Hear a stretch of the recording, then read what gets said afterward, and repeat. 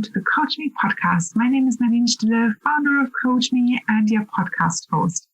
In today's podcast episode, I'll be talking with Dana Smith, life coach for creatives and entrepreneurs, about creative expression as a path to wellness. Dana is a certified coach who works with people who are ready to tap into the power of creative flow. She helps her clients connect with their creative life force and use that power to build a life and career that is an expression of their truest self. These people are the visionaries of our new world: activists, artists, scholars, healers, and creative entrepreneurs. As a certified professional coactive coach, a registered massage therapist, and a student of yoga, Dana has worked extensively with the body and is exploring the connection between creative flow and health.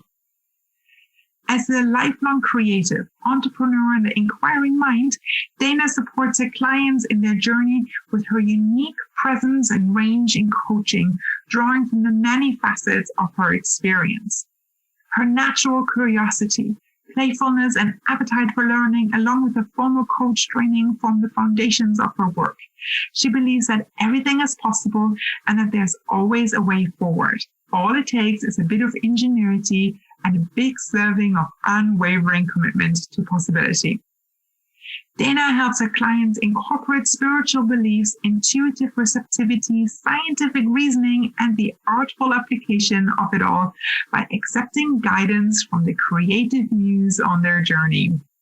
Dana's clients are those who are committed to a new way of being, who are ready to adopt creative living in all aspects of their lives. Through the coaching process, her clients come to see themselves as whole, potent, magical, and ultimately as the embodiment of deep wellness. They become a powerfully channeled life force that contributes to creating the world we all long to live in. In today's podcast episode, we explore creativity and creating and their benefits as a way of living well. We find out what aspects creativity plays when we do not feel well and how to change that. And we learn practical ways to be more creative, incorporating creating more into our daily lives. Please ensure you check out the show notes, as I've included links to the many resources Dana mentions throughout. Let's tune in. Hi, Dana. Hi, Nadine. Welcome to the podcast again. Yay. Thank you. It's so fun to be here again. And it's just remarkable to think about how far we've come since our first recording and this one. Right? Yeah. You were one of the very first people I've recorded podcasts with for the coaching podcast. So yeah, and here we are talking about creativity today. Creativity, creatives, creative flow, all of these things. There's we just said dance in the moment a bit. So have it as flowing as possible. And before we go any further into like the matter, maybe let's just start by acknowledging who creators actually are and why you're called to this part of the population. Yeah. Well, we're all creatives. Many of us are like, no, I'm not creative. No, I'm not a painter, a writer, a poet, or a dancer, or a cinematographer, or what have you. But I like to push back against that because we are all designed to be creatives. It's one of the greatest life forces that flows through our cells every day. That's why we're here. We're here to be born, create our lives, live our lives, and be an expression of that creative force. So there are many ways to express creative energy. And if that's through art, cool. If it's not, I invite you into, figuring out what that is for you, because it's through creative expression that I think we have a beautiful pathway to self-actualization and fulfillment. And it's really fun. Wow. Well, that just sounds great. It's like fun and greatest fulfillment. Sign me up. Right? I'm in. Exactly. So a few years back, or since you started fully like embracing the creative life for yourself and helping your clients through it, there have been many conversations between the two of us and around creativity. And it really for me, put my lenses on what creativity actually is. Like you just said, maybe many people might not even realize that they're creative, whereas they actually are day in, day out. It's maybe not as conscious. So maybe you can shed some light into how people are creative, even though they might not think that they are. Well, let's just go like to the cellular level just for a second here. Like every day, our cells are dying and being recreated. All day, every day. As long as we're alive, we're creating new cells within our bodies. So even if you don't even think about it, you are making something new, millions of something new every single day. So there. If you don't think you're creative, you're wrong. Take that. Exactly. Yeah. So, you know, and that just points to like our innate ability to create, and to destroy and to heal and to transform. But, you know, on like a human level, like not just a cellular level, but if you take it out to the greater stacking of cells that make tissues, and the tissues that create organs, and the organs that function in a system, and the systems that create a human. At that level, we bring in all of our consciousness and our beings and our personhood and all of that. And that's where we get to kind of play with that creative energy in different ways. And that is, you know, like I said, it doesn't have to be a creative art practice, but it can simply be the act of making something with the intention of being in creative energy. We're always making something. I make dinner every day, and breakfast and lunch. So there's 3 times a day I'm making something, and I'm turning, you know, rolled oats into a porridge that fills my belly and feeds me. Yeah. Right? Like that's transformation right there. Turning one thing into another. And if you don't follow the recipe, there you can come up with some creative, you know, things around it as well. What are you going to add to that recipe? And absolutely. You know, explore what's possible there. Absolutely. Okay. Yeah. And for me, like being creative came up, for instance, when like on the creation side, on the art side, it was like, oh no, I don't paint or draw or do pottery or any of these things, but I post something on social media every day and create little storylines, and, you know, maybe write an article or a blog, and I need to be creative for that too, or even to some sense this podcast. Absolutely. Right. And I don't know, there's just, kind of, you put the lens on me, you are creative. And that kind of it's like, actually, I wear that proudly. That's so great. That comes up. That's beautiful. And not to, you know, all those things are like concrete things, but also, Nadine, like you're also creating connection and community all the time too. And that's a form of alchemy also, where you're turning one thing into another and creating something that wasn't there before. So even this, you and I are in a creative flow and a creative state together as we create the conversation right now. It's happening. This is so I don't know if you've kind of answered this question already somewhat, but what does it mean to live a creative life? Does it mean everything that we just explored and more?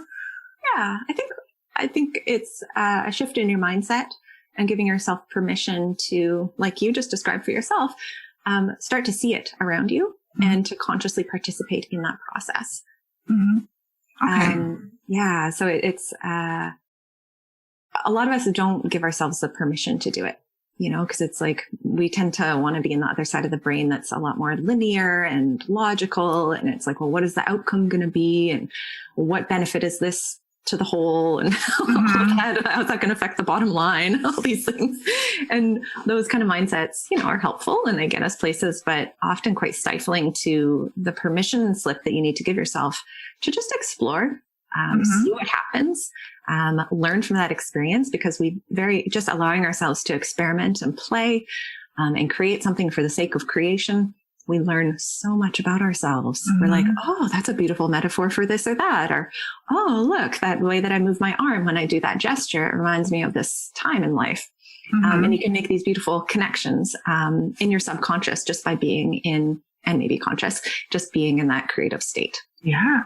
And on top of that, it does not mean just that or that. Through the creativity, you can still get to the bottom line. It's just a different, I guess, path of getting there, and probably a bit more fun. Yeah, that totally. you mentioned earlier, right? Yeah. Okay, so then who's creative life for? Who can benefit from it? Yeah, everybody. Everybody.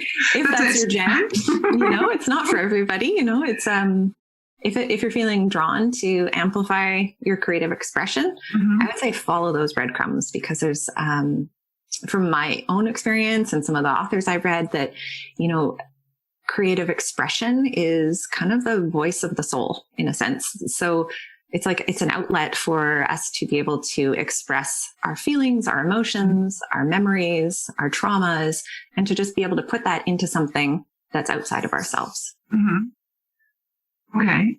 And if we don't do that, then what's the...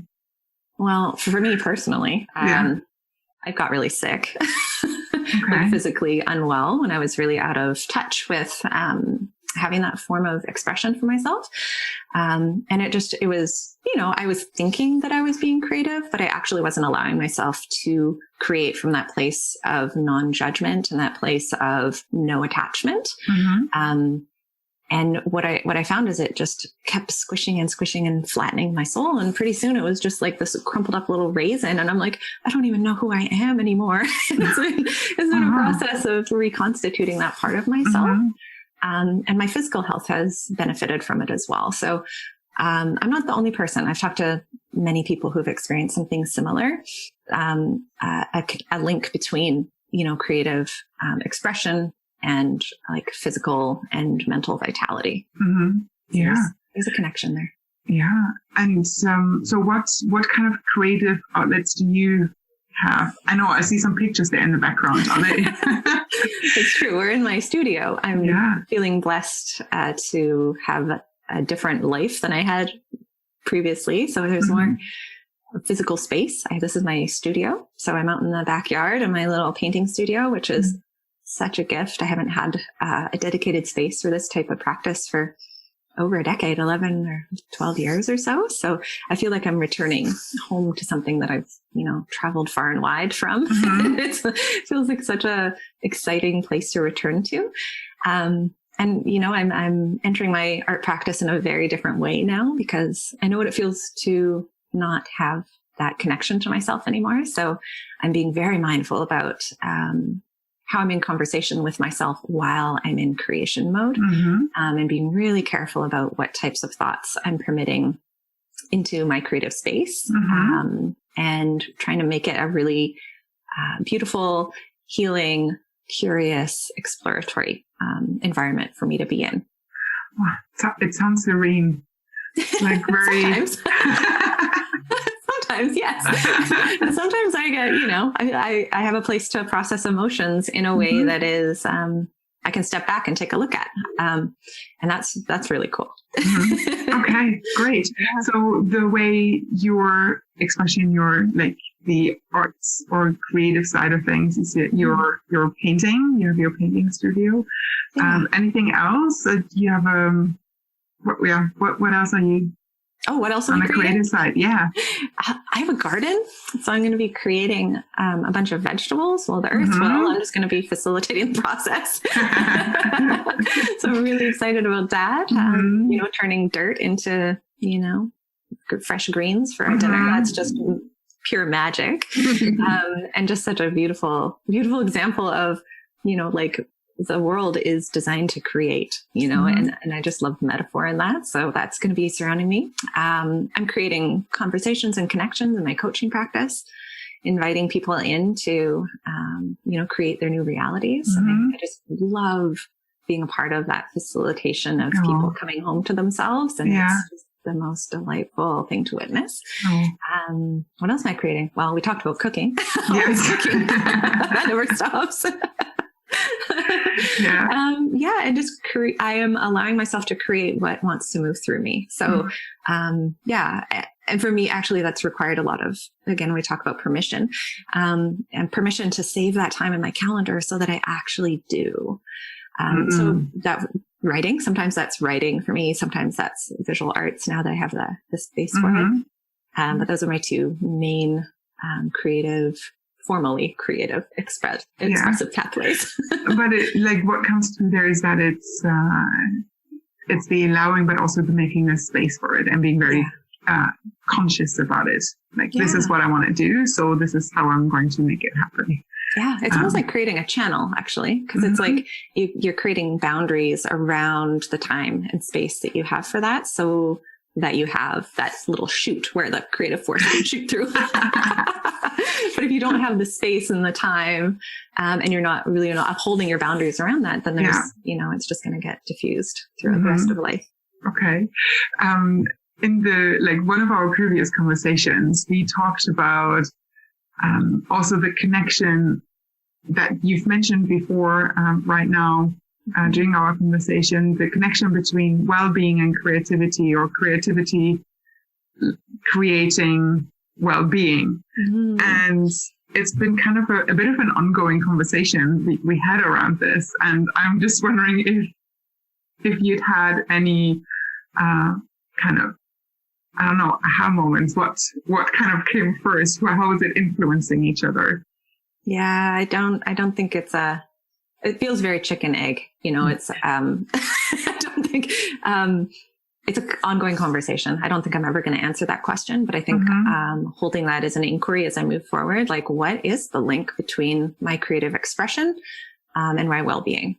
And when I feel well, am I more creative? When I don't feel well, do I feel less creative? Can I use creativity and being in that flow as a path back to my wellness if I find myself astray? And what are the different ways that could look at different points in my life? Yeah. So, I mean, I can totally see it. Some people would be like, oh, if I'm unwell, I don't actually feel that creative, or have maybe a writer's block. I can't read as much, and because you can't concentrate. But do you just then force it, or what is to get on that path? Do you try something else? It's I've been pondering over it too ever since you brought it up first. And it was like, I don't know what comes first. It's very intertwined. Okay. Can I add to that, actually? Yeah, of course. What comes to mind too is kind of different states of energy, and being in creative flow and allowing yourself to produce something as a result of being in flow requires the energy to come out of you, right? So if you are creating something, you are putting your energy into the creation of something. Yeah. However, we are not like machines. We are creatures of the earth. And as we know, the earth has seasons and cycles, and so do we. So I've known this for a long time, that I see it in lots of other people, we are not in a perpetual state of production. If you look at the garden as another example, it's like we don't bloom all year round. Nothing does.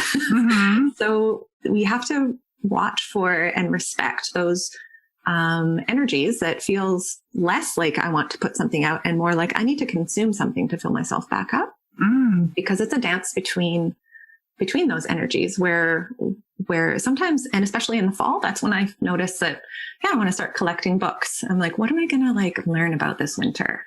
What is it that I'm going to put into myself to fill myself, to nourish myself, to give me new ideas? And then often in the springtime, I'm ready to put all those ideas and those new thoughts, and take all that sleeping that I did over the winter and grow some things. I'm ready to create and put some energy out. So, have you ever noticed anything like that, cycles or flows? It totally makes sense what you just said. If I could, I would do a lot more gardening myself, and all of these things. But specifically around the creative side of things, I can only create so much as an environment to be creative in, but if it still doesn't happen, say for instance, writing articles or blogs, then it's very difficult to produce or create something that is actually creative and that has some sort of flow, because I'm making myself do it. So I can only create kind of a nurturing environment, you know, I don't know, put on some great music, have a cup of coffee, sit comfortably, have a clear state of mind or whatever, and then maybe just start writing and have some inspiration around it. But if it's like, I have to sit down now and I need to do it and I have half an hour, I need to write something, it's hardly ever gonna happen.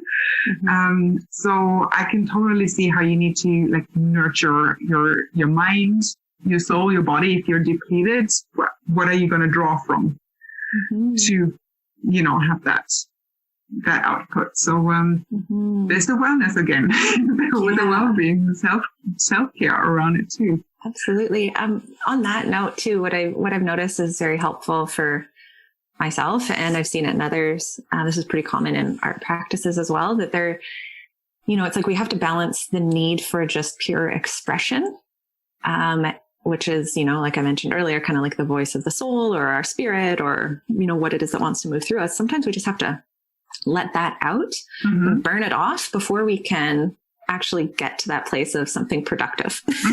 Right? Okay. It's like, hey, I actually want to show this to someone, or I'm ready to publish that blog post or something like that. Yeah. It's very helpful and incredibly nourishing to give yourself the space and time to just express yourself, whatever that is. I had wheels turning. Yes, I know. I was like, oh my God, what could this be?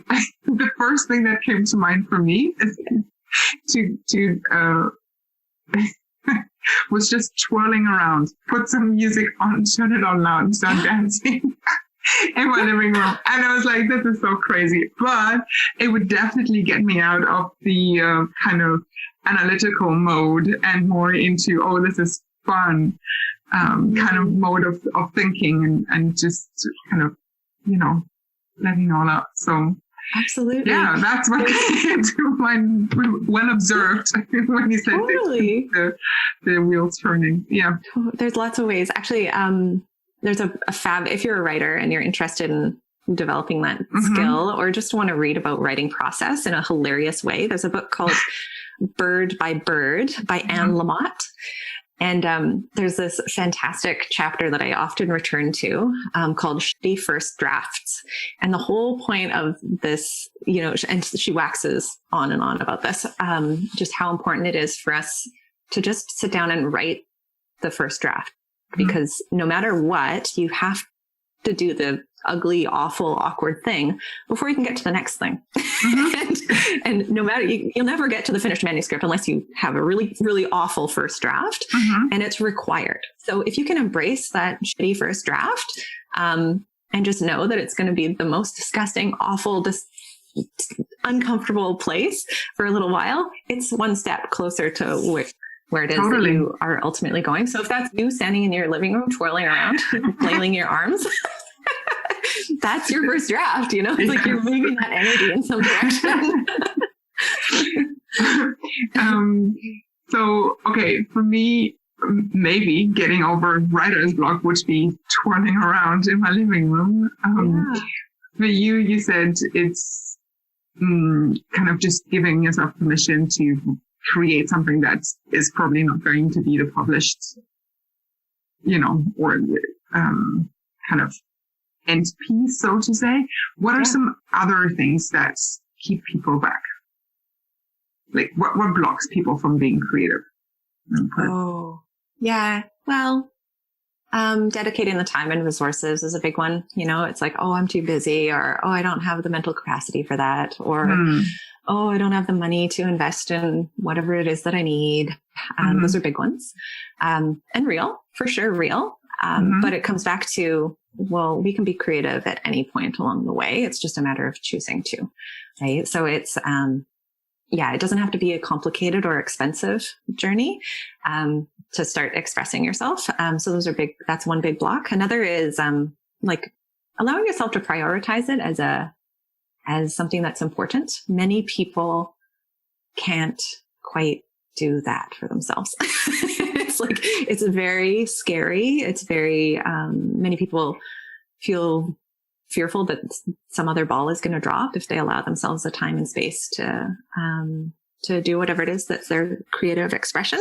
Mm-hmm. But, committing, I like to do this as a radical act for myself, that it's, living and committing to a creative life really is a radical act. And I invite you all to do it because we're pushing against societal norms. We're pushing against gender norms. We're pushing against capitalism, like all of these huge forces.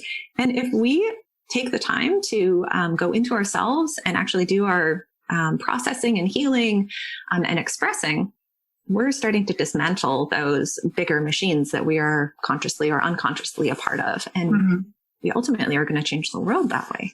More authentic people, the better. Yeah. And you're giving them permission. I think that's the... Mm-hmm. If you need permission to live a creative life, I'm giving it to you right now. Whoever's listening, here's your permission slip. Do it. Hand over. There you go.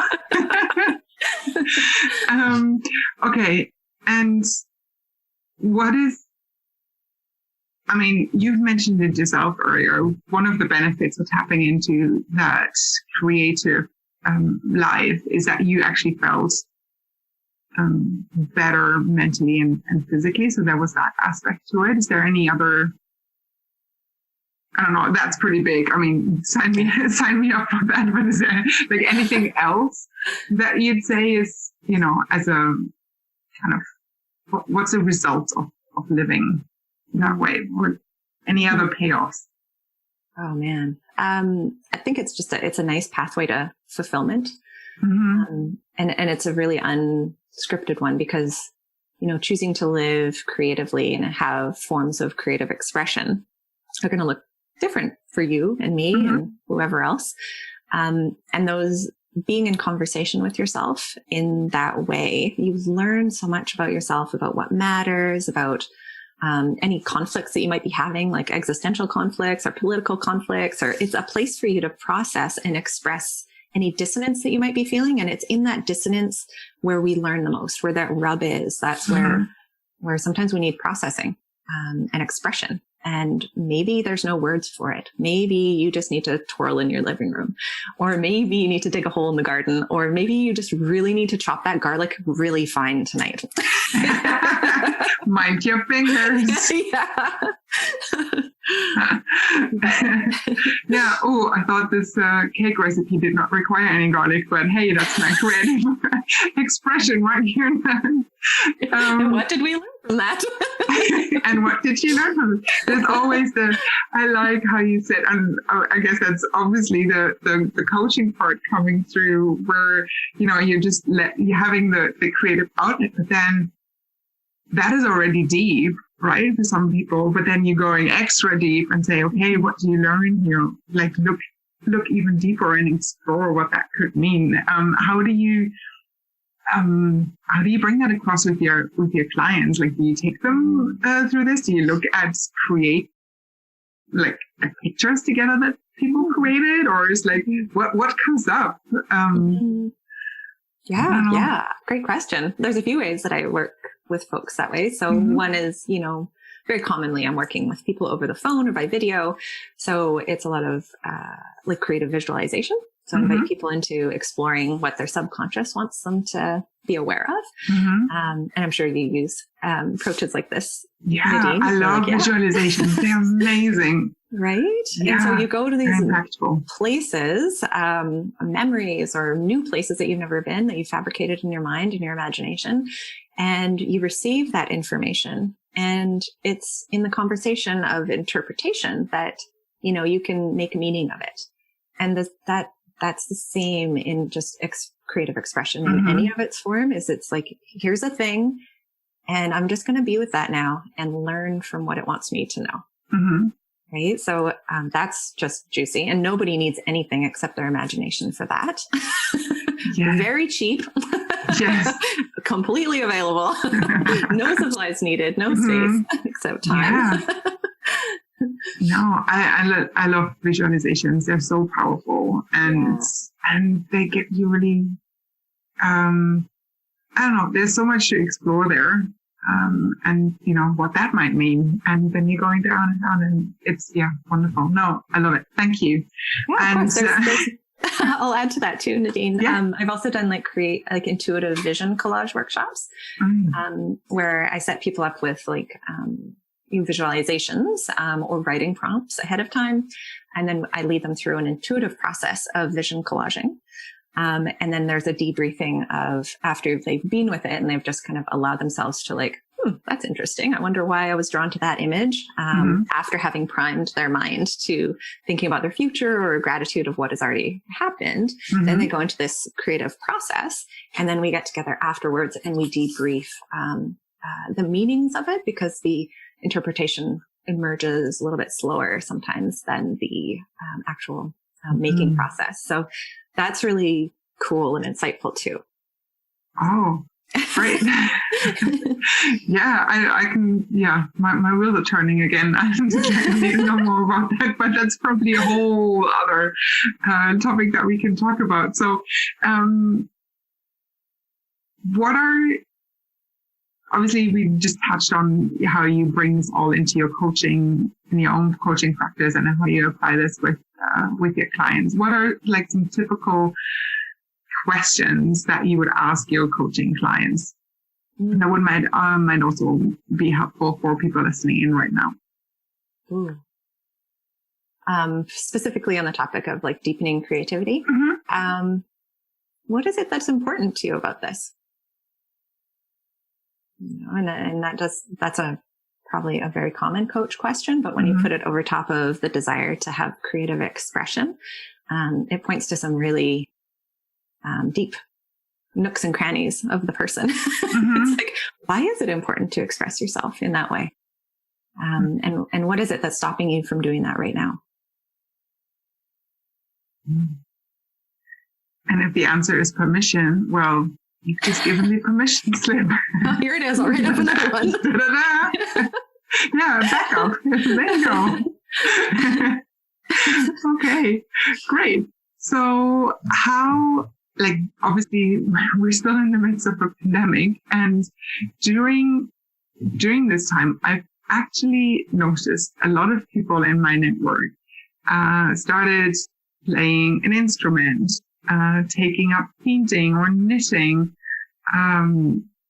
or even writing. I know people who started who signed up to dance classes, all virtually, obviously. But I wonder, first of all, did you see something like this too, or was it just specific to my network?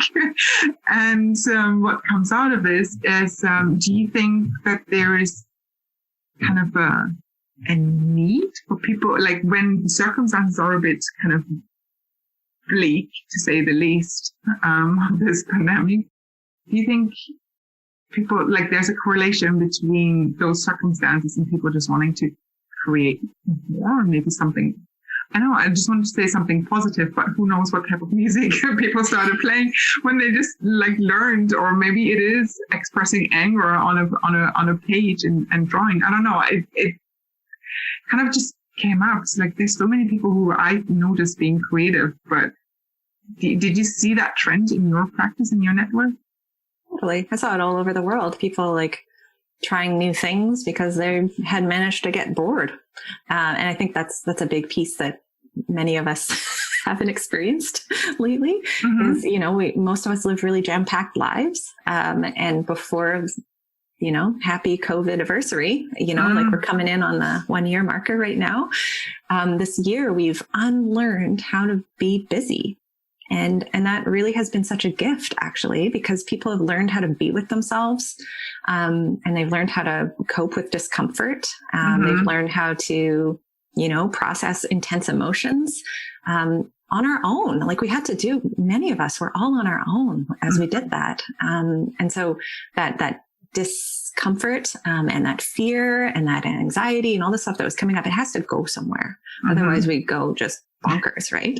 So that goes up as knitting needles, and you're putting that anxiety into something, it helps you express it, right? It helps you put it somewhere. So they may not be doing it consciously, but they may be drawn to because of our innate need to express ourselves. Like we have to put our emotions somewhere. So I think that's been such a gift is being forced to be with ourselves. Like we're all forced to our rooms to figure out what we've done. And we were given the time to, and I know that's not true for everybody. Some people were, overworking in this time because of the nature of what was required of them. But some of us were, forced to just be in solitude and not do what we're used to doing. Right. Yeah. And that space has been a big teacher also. That's true. And what you just mentioned on the flip side of people, being really busy, at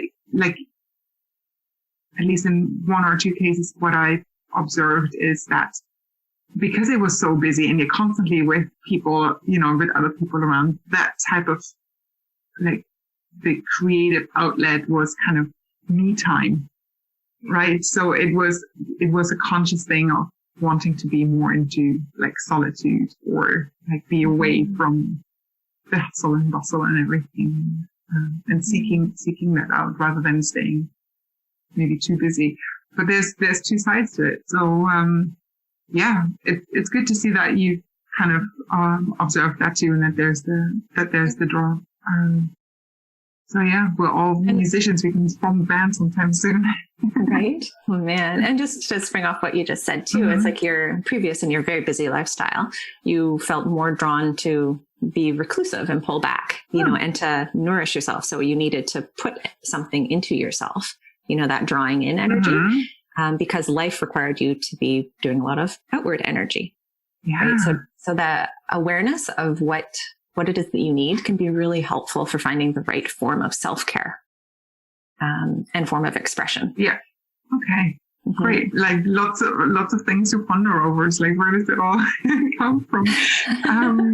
So do you have any more tips, for someone who'd like to be more creative, or kind of even rediscover? Maybe there's people out there just like you who haven't been that creative for quite a while and they want to take something back up. What tips do you have?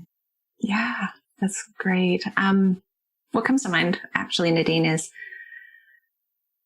what is it that's stopping you from just doing it? The conversation that's happening in your mind about all the reasons why you can't or don't or aren't that person or what have you. Those are just dialogues. Possibly, you and I speak the same language, but we call those saboteurs. So those are negative internal dialogues that are stopping us from doing things for lots of reasons, right? But those negative internal dialogues might be behind the wheel more than they ought to be. And so when you see yourself, or when you start to notice those types of thoughts that are wait, I just told myself that I can't do something. Is that true? Because if you have an urge to do something creative or express yourself in a different way, that's an innate expression of yourself. So if you find yourself stopping yourself from doing that, start the conversation of, wait, what the heck? Why am I stopping myself? What are those reasons? Who told me that? There's nothing harmful about me, scribbling on paper for 10 minutes in the morning. Why can't I do that? Yeah, exactly. And one of the reasons that you brought up earlier is as well, it has to be expensive, or it has to be, or it's going to take a lot of time, or I'm just not that person. All the things that kind of actually brought up earlier, where really feeds in here too, I think. Is that actually true? Yeah, totally. Is that true? And two ways that you could do that. If you're feeling compelled to be write and think and process your thoughts in that way, there's this fabulous book. It's written ages ago by Julia Cameron called The Artist's Way. And it's a 12-week program to develop your artist practice, whatever that is. And it's beautiful. One of the exercises, so it's 12 weeks and it's like staged out as an experience.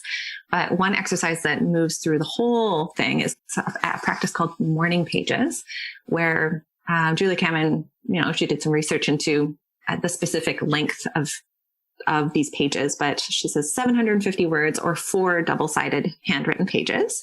And you sit down and you brain dump, and you don't stop to fix punctuation. You don't stop to think up a new thought. You just keep the pen moving. And so it's like, oh, okay. So I'm looking out the window and I see a seagull, and the seagull, oh, I forgot what I was going to write. And so you just keep going and you just write crap. Like you just empty your brain. But the challenge is to just not stop writing for that period of time. So you don't edit. You don't, you just let it out, and you challenge yourself to just keep going. And you could just describe the texture of your pen flowing over the paper. You could, but by the end, and I've done this for years on and off, by the last 100 words, I like hit something cool. And I'm like, oh, I'm there. And I'm like into like something really relevant and meaningful for me. It's like, oh, wow, that childhood memory. I hadn't thought about that since it happened. Interesting. Yeah. So that's one practice. And I would challenge you, Nadine, to embrace that if you haven't already. For me, it takes about 35 minutes to do that much writing. I know other people, you might be faster at writing. And does it have to be handwritten? Is that something about the writing it by hand rather than on a laptop or something? Apparently there's like a somatic thing that happens where you're like turning, psychobabble into something physical so that it's outside your body. So that's a thing. However, I have been experimenting lately with writing on computer. And I actually find that I'm able to keep up with my thoughts a little faster, but I'd miss that physicality of it. So I'd say do it what Julia Cameron says, grab 4 sheets of paper and just brain dump. Okay. And then the other one is a practice that I'm just learning about now, that because I'm more into like a visual practice. Yeah. But same thing, just emptying myself. And it's called bilateral drawing. So the whole point is that I get a big piece of paper, and I get a drawing instrument in each hand. So last time I did it, it was like a Jiffy marker and a big chunk of graphite or like pencil. And what you do is you draw with both your hands at the same time. And you mimic one side to the other. And sometimes you do them differently. And you just scribble. And the idea is movement and coordinating the sides of your brain. So you're not at all tied to the outcome of it, but you might just be really attuned to, gosh, when I use the texture of the graphite feels really different than the texture of the pen as I'm moving it on the paper. And you drop into that really deep mindful state of just processing. Okay. And how long do you do that for?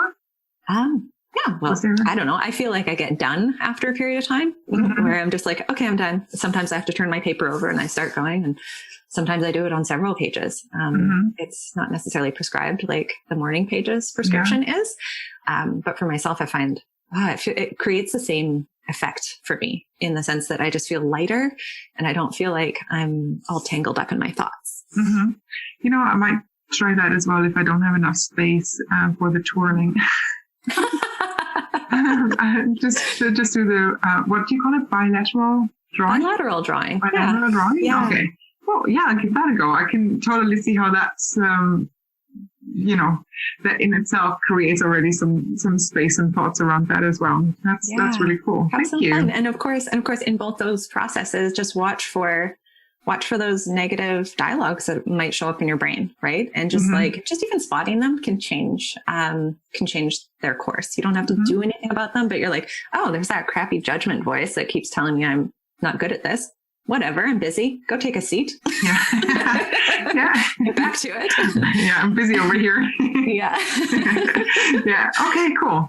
Yeah, that's really good. Being that create your own space and own it, not let it interfere with all the... And I think the trick with all of those practices is just dedicating yourself, and maybe it's not every day and maybe it's not long periods of time, but what about once a week? Start there. Like once a week, I'm going to give myself 45 minutes to do one of these practices and just see what happens. So And that actually, I'll invite you, Nadine, if you ever, or anyone who's listening wants to join my creative accountability circle, we meet on Friday mornings for 2 hours for just that. So some people, we always do some form of creative expression writing, a free write for 10 minutes or something. We connect, we share what we're working on, and then we get to it and we hold each other accountable in that space as well. Okay, great. You can send me a link, or we'll pop that in the show notes so people can just click on that link and join you. Absolutely. Then as well. And it's every Friday morning? Yeah. We've been meeting since the beginning of lockdown. Oh, wow. Thanks, COVID. Great. Sorry, I need to say it's time zone, Friday morning Pacific time. That's right. So if anyone on the other side of the world wants to do it on a Saturday morning or Friday evening on their way into the weekend, that's totally cool too, I guess. So, okay, before we kind of close this off, there's are there any other resources or tips that you want to share? Anything else that we say, yeah, people look into this? Yeah, well, I've already mentioned 2 books that I found really helpful. One that's on my bedside table that's really, really delicious and really nourishing. Like it feels like, it feels like balm for my soul. Like I just, they're short chapters and they're so poetic and beautiful. And I just feel like so seen. And I'm like, you're right, Mark Nepo. This is important work. And it's a book called Drinking from the River of Light, The Life of Expression. And it's just such a delightful, beautiful book. And every chapter has an invitation, is what he calls it. And they're writing prompts. So he waxes poetic about something beautiful. One of his, thoughts on living a creative and expressive life. And then he gives you these really lovely conversation or writing prompts. So it is as much of a workbook as it is just something to read and consume. So you can really work with that book in as much as you want. And it's quite spiritual as well, which I absolutely love. Okay. There's another book too that I'm really playing with, and it's very visual. Like this is a visual arts book, and it's called You Are an Artist, Assignments to Spark Creation. By Sarah Uris Green. And this is a workbook also, but it also teaches all about like art history. So she's created these assignments, and I guess there's a television show called The Art Assignment on PBS. And it's based on that, but you can do it on your own. So she teaches a little bit about art history and says, hey, this is what this artist did at this point in time. This is why it was relevant. Now you go do something similar. Wow. Yeah. It'll be the next Picasso or Monet. Yeah. And it's so great. And again, she's like, not requiring you to have a painting studio or any fancy supplies, but she's like, whatever, a piece of paper and a crayon, that'll do. Oh, I like that. Yeah. Again, the learning aspect around it as well. Yeah. So there's different. So that's that. So I would encourage you to anybody, just allow yourself the space and time and permission to explore and play and return to that natural state of being that we are all rooted in. Okay, great. Usually at this stage, at the end of a podcast, I would ask you three questions, which we're going to go through. One of them would be, what book would you recommend? But we're already down 4 books now. Yes. That's great. So we're covered, and I'm going to put all the titles and the links and the authors into the show notes. People can really check it out. I'll definitely dive into those 2. They look really, really interesting. And I love that there is prompts in there. It's not just the actual learning, but the application of that as well, in so many different ways. And so, 2 other questions that I usually ask, right now is, one, around what's your bucket list, or what is on your bucket list that you want to share? That's fun. I don't know why. I have no idea why, but it's been something that's called to me for a long time, but a camel trek through the desert. I don't know what that's about, but I need to actualize that because it keeps coming up. So it's shown up coming up. Oh yeah. It's shown up on lots of my vision boards, and I'm like, well, crap, there's that camel again. That's weird. So there's something that the desert wants to teach me. I need to have that experience. So, one day. I'm not sure where, which desert, but maybe it'll be India, maybe Morocco, maybe somewhere else. I have no idea. Okay, great. Well, thank you for sharing that. That's very unique. Great. And what makes you dance? Oh, yeah. Feeling free and loose and being in that creative flow. Yeah. I don't even need music sometimes. It's just feels good to move. What did you say earlier? It's all in your imagination. It is. Right? That's really great. Yeah. It's been fun, Dana. Thank you so much for giving us those permission slips to be creative and inviting us into your space. And thank you so much for coming on and talking to us about it. Oh gosh, thanks for the invitation, Nadine. It's always a delight talking with you, and thanks for this opportunity. Talk to you soon. Bye. Bye. I'm curious, what will you do to start creating intentionally and living well? If you'd like to explore being more creative, I'd like to invite you to book a free initial coaching chat with Dana. Simply go to coachme.global/book. That's coachme.global/book. Thank you for tuning in. Nadine.